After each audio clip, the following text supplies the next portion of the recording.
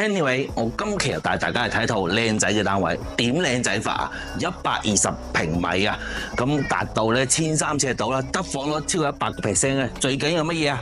有咁靚仔嘅露台啊！露台嘅長度 total 長度咧去到15米嘅。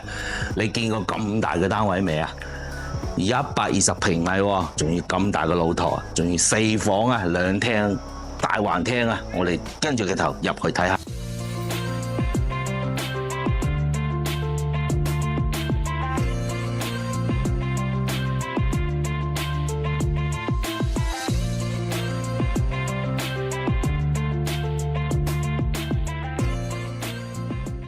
OK， 我哋首先咧就睇下個成個小區園林嘅各方面嘅設施啊，好唔好？嗱，周圍咧佢嘅園林設施係非常之好噶。重點係乜嘢啊？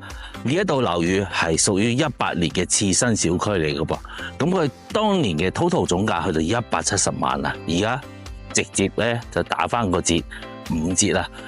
total 總價88萬，120平米，得房率超過100%，就可以擁有一套咁樣嘅靚單位。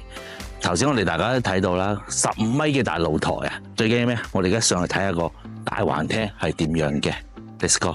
我哋頭先喺下邊花園嗰度行完啦，就上到嚟上邊呢個位置。呢個單位咧係2梯4戶嘅，每一邊都係2戶。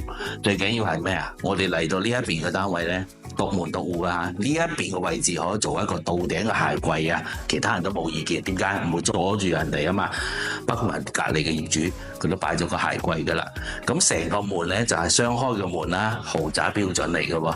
82平米啊 ，OK， 我哋一入到嚟咧就睇下成個單位係點樣先啊。首先呢一邊位置8米嘅大橫廳啊，跟住呢一邊咧就係個廚房位置。廚房而家個業主咧做咗個開廚嚟嘅，佢原本係一個梗廚位置嚟嘅。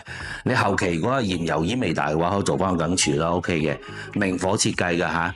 包括埋呢一邊落地嘅窗啦，望落去下邊小區園林啊，因為屬於樓王啊嘛，風景肯定係正啲啦。嗱，呢邊橫廳設計，兩邊左右通風，南北對流啊，非常之正啊，靚仔啊！最緊要出到個位置，頭先我哋片頭嗰時講啦，15米嘅大露台係咪？2間房都可以入翻去，喺露台位置入翻去嘅。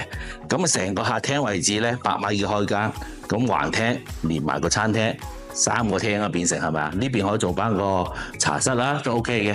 嗱，廚房位置我哋望翻過嚟啊 ，L 型嘅設計啦，雙門冰箱係嘛，全部做好晒，業主保養得非常之靚仔啊。咁呢套二手單位計嘅話咧，total 總價88萬，82平米，即係去到1300尺左右啦。咁嚟到我哋嘅休息區部分，首先見到嘅係個3段式嘅乾濕分離啦，裏邊全部做好晒啦，業主保養咗好靚仔，非常靚仔。裏邊台裏面發梳4間房，首先嚟到呢間第一間房啦，業主而家做咗個衣帽間，嗱，裏邊全部啲嘢都擺晒，佢哋會攞走晒嘅。OK， 嚟到第二間房仔啦，裏邊擺1.2米床，落地窗啊，基本上4間房都做晒落地窗嘅，同埋方方正正啊，全部嘅採光啊都非常之靚仔啊。4間房都有啲房全部係望去小區園林嘅。OK， 呢間房你睇下，全部係咪好光猛？好，我哋嚟到我哋嘅主人房啦，成個主人房做到好靚仔啊！嗱，全部嘢天花吊頂啊，全部都好新淨，包括埋裏邊係個套間設計嚟嘅。嗱，成個洗手間裏邊都好靚，好乾淨。我哋買二手單位最驚係咩啊？污糟邋遢啦，係咪啊？仲有就後期又有排執翻下，都幾係嘢噶。嗱，成個業主都做埋個投影儀喺度睇電視。我哋出翻喺呢個位置可以出翻去頭先我哋15米嘅大露台啊！呢邊嘅2間房都係望行翻出嚟露台嘅，嗰邊2間房仔咧就係望園林小區落地窗。咁成套單位設計咧係真係好靚仔。嗱，如果有興趣嘅話，就記得 follow Yuki 我喎。OK， 咁呢套單位咧就距離深圳咧大概係2-3公里到嘅啫，係屬於林森片區嘅靚樓盤嚟嘅。咁位置大家睇佢下邊樓下都好靚啦，係嘛？有興趣最緊要咩啊？支持下我，點翻個 like 啦，好唔好？最緊要subscribe埋窗爐。咁如果有興趣嘅，記得 follow 我喎。拜拜。